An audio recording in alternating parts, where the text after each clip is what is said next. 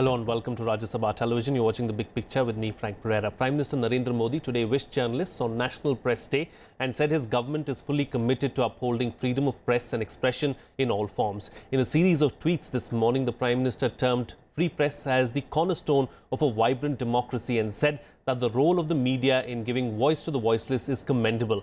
The Prime Minister said that we were witnessing the rise of social media and news being consumed through mobile phones. He added, "I am sure these advancements will further the reach of the media and make the media space even more democratic and participative." On the occasion of National Press Day, we will analyze the challenges to freedom of press. Joining me on the program today are Swapan Dasgupta, Member of Parliament, Rajya Sabha, A.K. Bhattacharya, Editorial Director of the Business Standard, and H.K. Dua, Senior Journalist and former Rajya Sabha MP. I'd like to start the program with the octogenarian and veteran journalist first. Mr. Dua, what is your take on the freedom of the press today?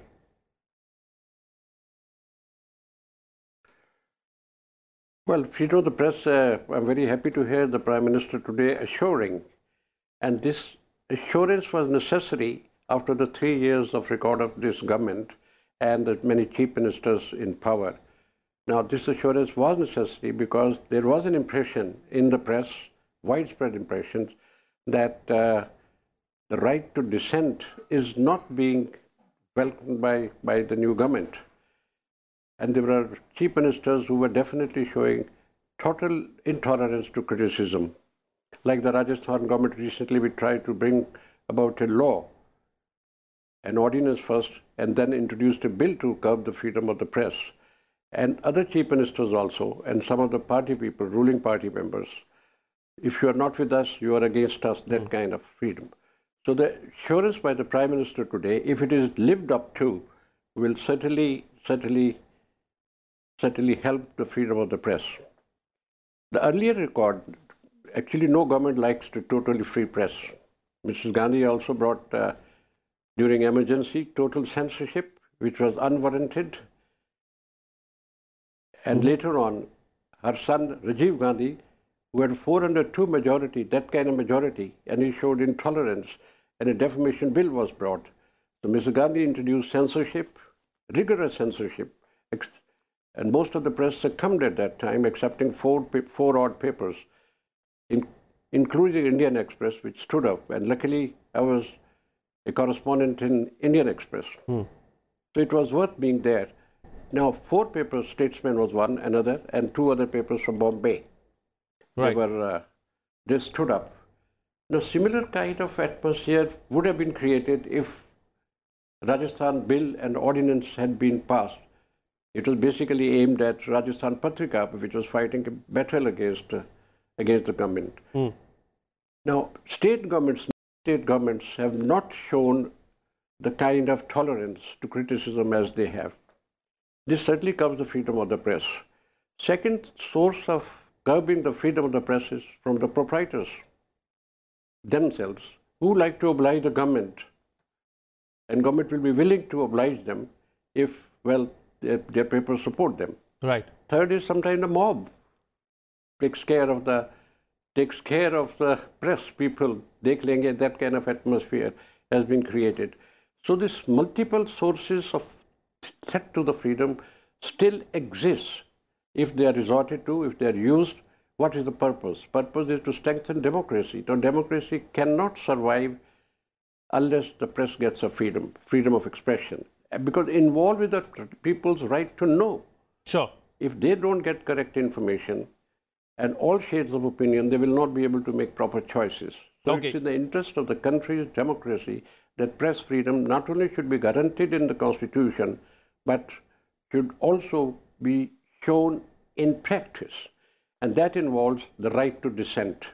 Okay. No group, your point taken, Mr. Dua. Let me bring in the... I'm sorry to interrupt you. Let me bring in the other panelists as well and get their views on the subject. I'll let you have your say later on in the program as well. Mr. Dasgupta, what do you think are the biggest challenges facing the press today? Well, let me start off from where Mr. Dua left off. And I think Mr. Dua has quite identified some of the more traditional challenges which have existed to what might be called the freedom of the press. Now, the freedom of the press is something which is basically enshrined in the Constitution along with liberties, and of course it's never been an absolute one, just like free speech is never absolute. It's circumscribed by certain issues. What we've seen in recent years may be certain constraints on what might be called dissent. I don't quite agree with that. But I think what we've seen is the enlargement, a considerable enlargement of the space which exists for media. Previously, when we talked about media, we meant only the print media. Subsequently, it became the electronic media. Now we've seen with the advent of online publishing, a certain complete opening up of the space which is available, not least because the amount of capital you require to publish, to get your views across, has diminished substantially. So we've seen an absolute mushrooming of what might be called online news portals. And these are quite popular. These constitute, some people call them alternative media, but I really take them as to be a part of the media. Now, what's happened in this is when a spirit of competition, which has also resulted in people trying to create niche products for themselves. Now, that's very good in the process.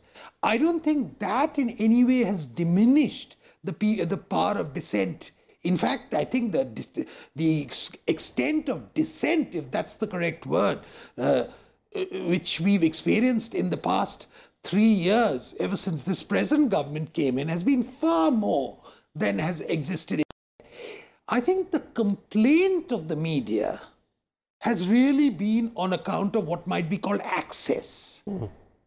I think the earlier record of successive governments of all shades of actually treating the media as special categories of citizens who have exceptional access, I think that culture has eroded.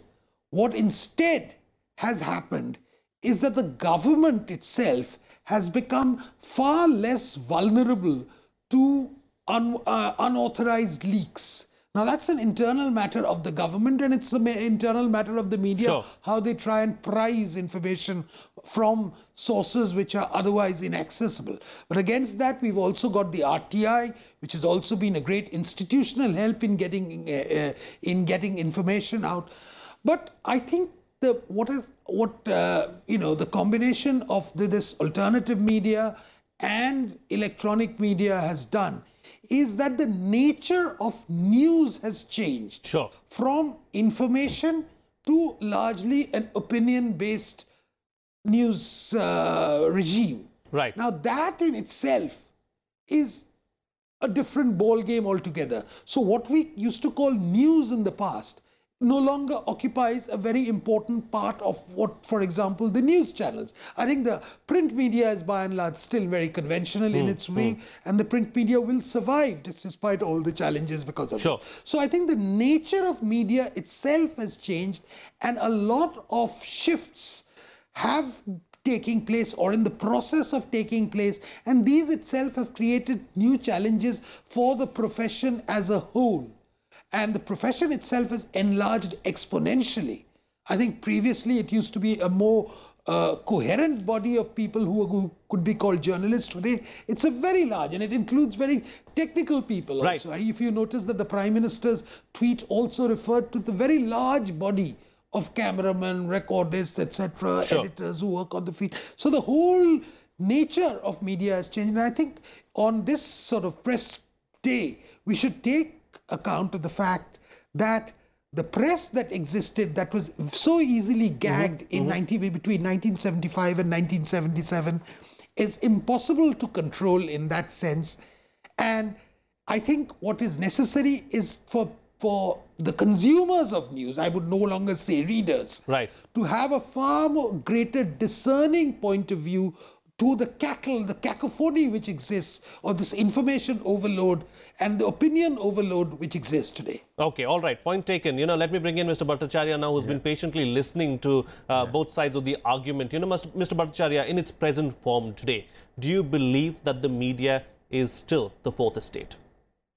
I think media is still the fourth estate. I think it still retains largely its independence. It is expressing its points of view on a wide range of issues. It also retains its diverse character. It expresses its views rather openly. Having said that, let me also say that if there is any threat to press freedom that we need to define or need to outline, it comes from a variety of sources. One is, of course, the government through legal means. We have seen some attempts in the last few months to which Mr. Dua referred. The Rajasthan government's attempt to restrict writings on investigations undertaken or not been cleared. Similarly, I would say that the government also through its various overtures gives out signals that whether it tolerates or encourages diverse views or debate. So that's one kind of challenge on a day, on the National Press Day, the media faces. The second challenge is from the business model of the media, which to my mind is threatened because of the free information flow and is connected with technology. Today, information is commoditized. Opinion is also freely available. So the business model of the print media, which has been there, the staple of media so far, has been challenged, and therefore there is this unholy nexus between what Mr. Dua referred to, also the freedom of the press proprietors, because they are beholden to those who advertise. So the freedom has to come not just from the government, which, remember, is one of the biggest advertisers in today's print media, and the corporate sector. So the freedom of the press cannot just be seen in isolation from the government freedom, but also from the freedom from those who advertise in it. And therefore, I am referring to the flawed business model where the media is hugely dependent on the revenues and less dependent on the citizen or the consumers paying for that information or the views. And the third challenge, in my view, which has come from, is the technological changes which has encompassed this media, which is the social media, which is by its very nature, it encourages unilateral communication, one-way communication. Therefore, the role that media is to play earlier of a two-way communication has now been largely been a kind of a dialogue of the deaf, where I share my information to people and you share your information to people, but there is no actual healthy debate wherein the greater understanding of issues or dissemination of information is possible. Sure. So in my view, in brief, there are three kinds of challenges. One from the government and the advertiser, two is the corporate sector, and the third is technology. Okay, all right. We've covered quite a bit in our first opening remarks, so I'm going to ask my guests to be brief in the next segment so that we can cover many more aspects of this discussion. Mr. Dua, Mr. Dasgupta was talking about how the nature of media has changed over the years. Is it also safe to say that the idea of freedom of press too has changed over the years? Yes, certainly that has changed. Swapan has made the correct point. The chunk of the initiatives about criticism, etc., is coming from the people on the social media.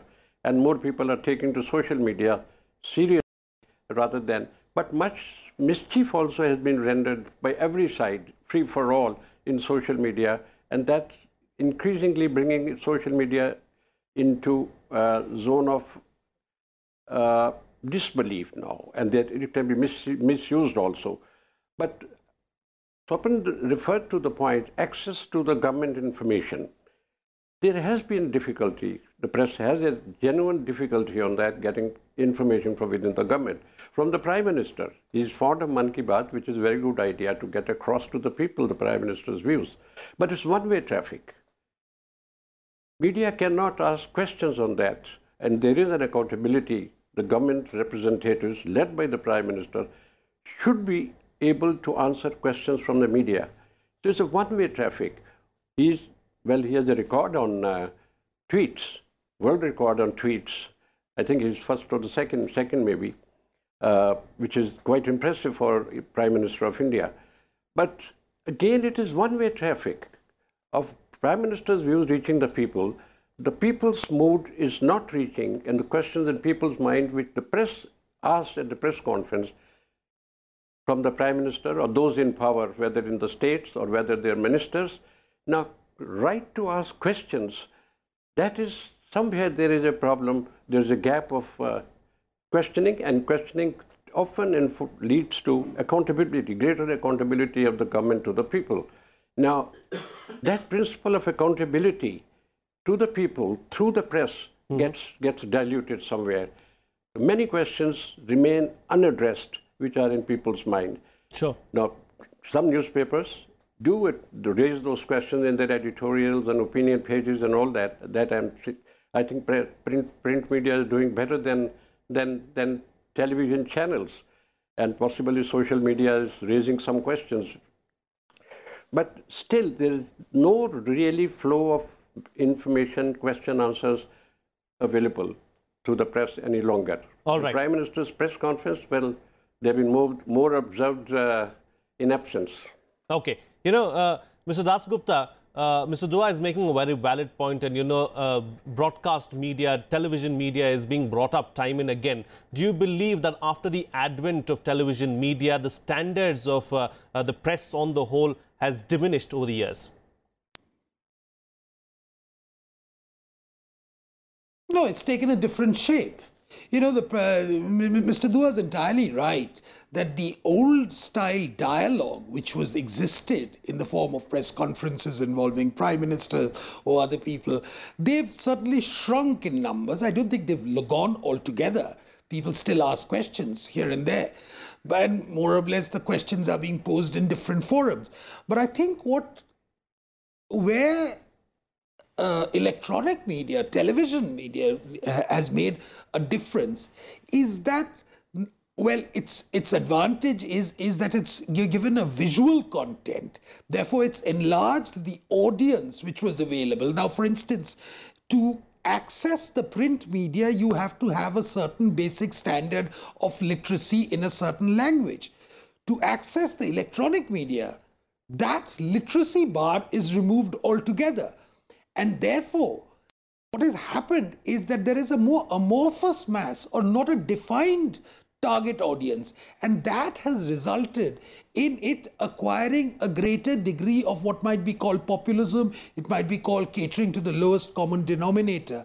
And therefore, the very important distinction between news and entertainment sometimes appears to have got lost in the process. So often, what we see in the news channels is, you know, uninhibited shouting, a lot of very intemperate language being used, accusations flying, which we would, in the old-fashioned stuff of, you know, while opinions were expressed, they were expressed in certain degree of sobriety. I don't think that sobriety is always present in the electronic media, but it's that lack of sobriety. It's that frankness, it's that in-your-face colloquialisms which often gets them the viewerships, because the type of people who are watching it, the expectations of them are very, very different. And one of the reasons why some of the politicians are being overshadowed and they're not being asked questions is because there are other people who've come in and who've taken this role of you know, people who interpret the news, who give explanations, who raise questions, who offer criticisms, who have particular points of view. So the actors themselves have changed. Sure. So when you're asking questions of a government, These days, it's no longer asking questions of ministers or people who are in positions of authority. You're asking questions to various people who may not have positions of authority. Right. And okay. they have their views. So it's the ball game has changed. And I may just add one thing to what Mr. Bhattacharya was saying, and he made a series of very, very important points. Is that at the end of the day, we have to recognize, and this is an unfortunate thing, that the economic model of the print media basically means that the government ends up subsidizing the print media.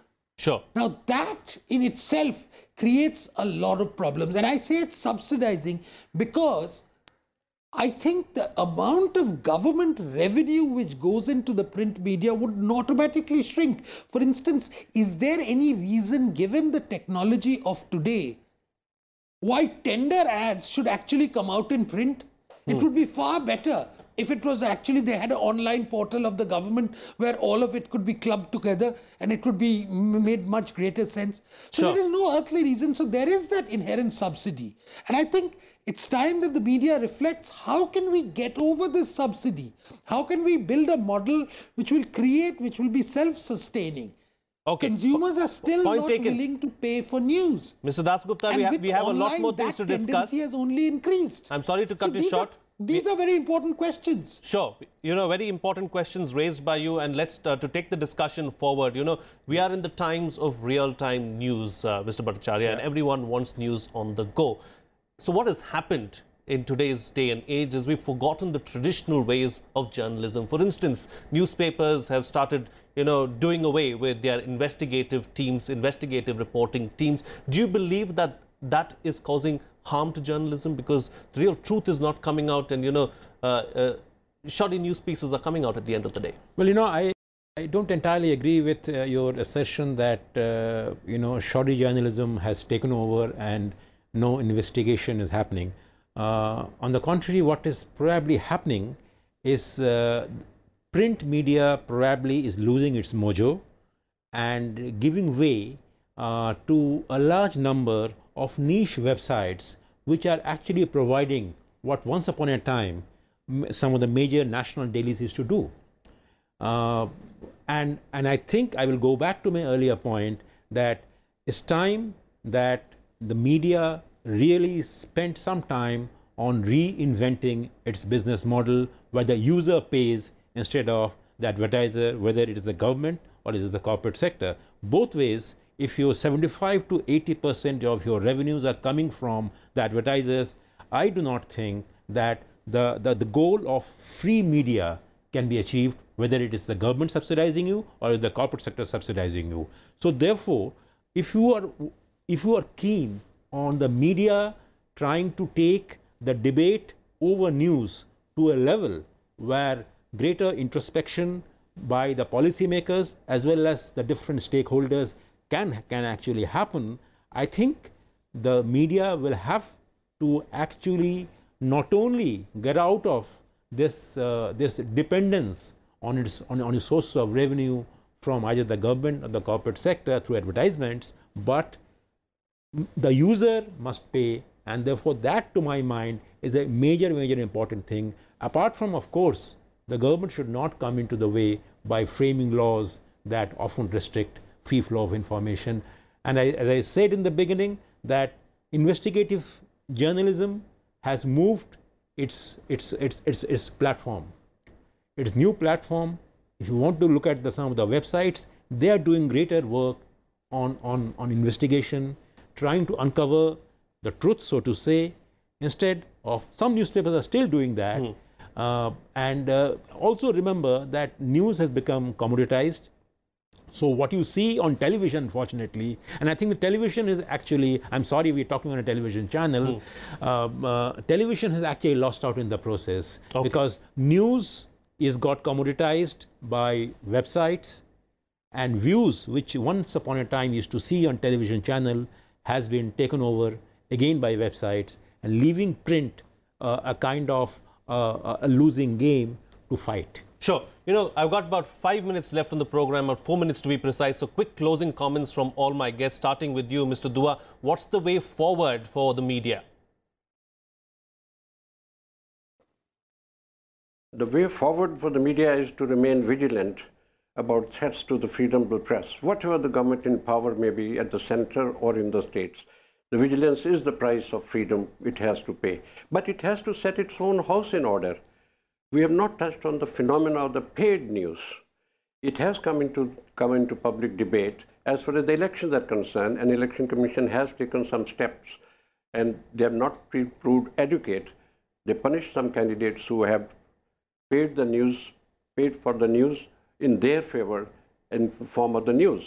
Now, in different areas of life, including corporate areas of life, the phenomenon of the paid news is very widespread. A press council study said 4 papers which did not accept, maybe there may be more than this big committee had access to, who did not accept the paid news. But a large number of, particularly in the regional press, paid news has been a phenomenal. Sure. Now, that brings down the credibility of the media low.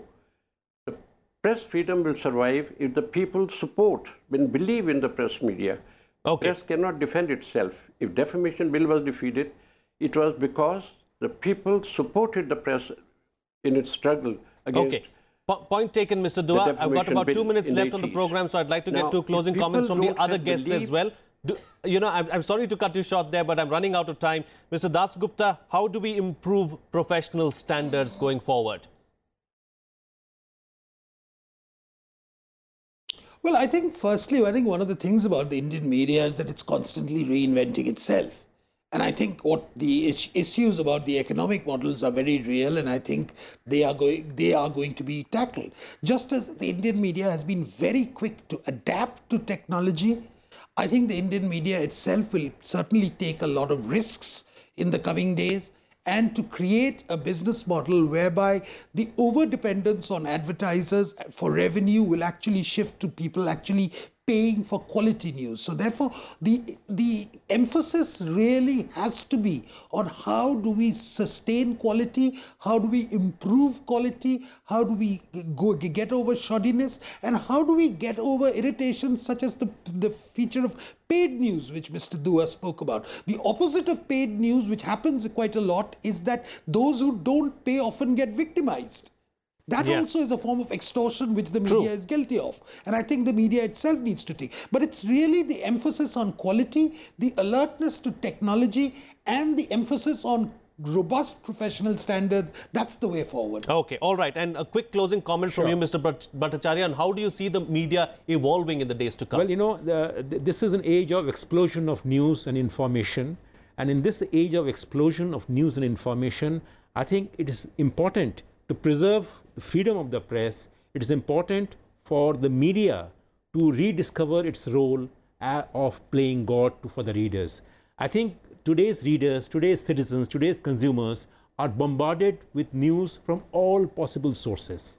Now, it's important that the press on this day takes a solemn pledge to say that it will rededicate itself to the primary task of playing God to the reader by discerning news that the reader and the consumer and the citizens must consume, and therefore offer them a wide array of choice and options so that they can make up their mind on what they need to do. So that should be my way of looking forward. Okay. On that note, then, we'll call it a wrap on this edition of The Big Picture. I'd like to thank Swapan Dasgupta, A.K. Bhattacharya and H.K. Dua for joining me on the program and putting things into perspective for us. That's all the time we have today. See you again next time.